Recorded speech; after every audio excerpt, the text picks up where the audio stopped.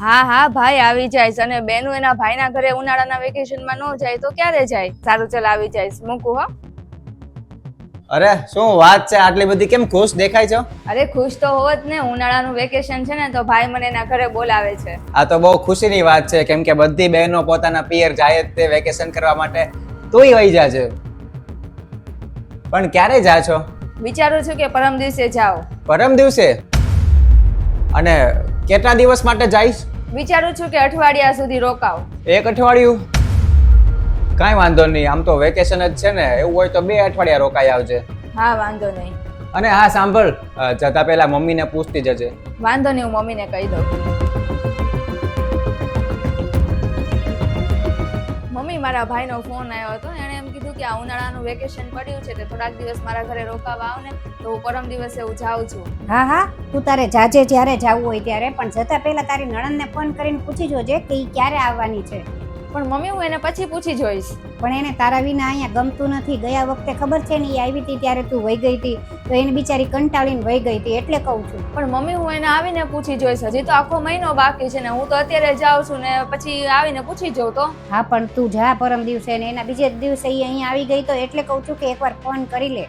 પણ મમ્મી ઈ ફોન કરીને આવશે ને? તારે તારા ભાઈનો ફોન આવ્યો તો કે તે કર્યો તો? મારે તો મારા ભાઈનો ફોન આવ્યો હતો. હા પણ તો તું જ ફોન કરી દે ને. સંબંધોમાં કાંઈ એવું થોડું જોવાનું હોય કે એણે તને કર્યો, તારે એને કરવો, તું કરી દે. હા તો મમ્મી તમારી દીકરીને તમે ફોન કરી દેજો. હા પણ હું તો તને એટલા માટે કહું છું કે એને સારું લાગે કે મારા ભાભીનો ફોન આવ્યો. મમ્મી તમે તમારું દીકરીનું જ વિચારો, અને જ્યારે હું એને ફોન કરું છું ને એનું બેગ તૈયાર હતો અહીંયા આવવા માટે. હા પણ એમાં શું થઈ ગયું? આ એનુંય ઘર છે, એની મરજી હોય ત્યારે ઈ આવે. પણ મમ્મી મારું પિયર એ મારું ઘર જ છે ને, અને હું કાંઈ 2-2 મહિને તો નથી જાતી ને. દીદી તો 4-4 મહિને અહીંયા આવી જાય છે. હું તો ખાલી ઉનાળાના વેકેશનમાં જ જાઉં છું. દરેક દીકરી માટે પિયર ઈ એનું ઘર જ હોય છે. પછી તારા માટે તારું પિયર ઘર હોય, તો મારી દીકરી માટે એનું પિયર આ ઘર જ છે ને. હા ભલે આ એનું ઘર હોય, પણ હવે આ ઘરમાં મારું ચાલે છે, અને બધી વસ્તુની એક લિમિટ હોય, તો એને છે ને લિમિટમાં રહેવું જોઈએ. પણ તું કેમ આવું બધું બોલે છો? મારે કોઈ આમાં લપ નથી કરવી. મારે મારા ઘરે ખુશી ખુશી જવું છે, અને હું આવીશ ને ત્યારે એને ફોન કરી દઈશ. અને હું તો એક અઠવાડિયા માટે જ જાઉં છું ને, એ તો અહીંયા 20-20, 30-30 દિવસ સુધી રોકાય છે. સારું, કાંઈ વાંધો નહીં, પણ ક્યારે જા છો? પરમ દિવસે. ભાઈનો ફોન? હા ભાઈ. હા બેન, હું એમ કહેતો હતો કે તું વેકેશન કરવા આવવાની છે પરમ દિવસે, પણ હમણાં નો આવતી. હમણાં નો આવતી એટલે? એટલે એમ કહું છું કે તારી ભાભીએ મને હમણાં જ કીધું કે એ અઠવાડિયું 10 દિવસ માટે જાય છે એના પિયર વેકેશન કરવા માટે.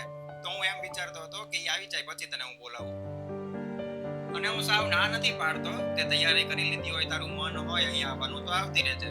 પણ ત્યાં ઘરે ભાભી ને છોકરાઓ જ નહીં હોય તો મારું મન કઈ રીતના લાગશે? સારું, વાંધો નહીં, તો તને જેમ ઠીક લાગે એમ કરજે. શું થયું મનીષા?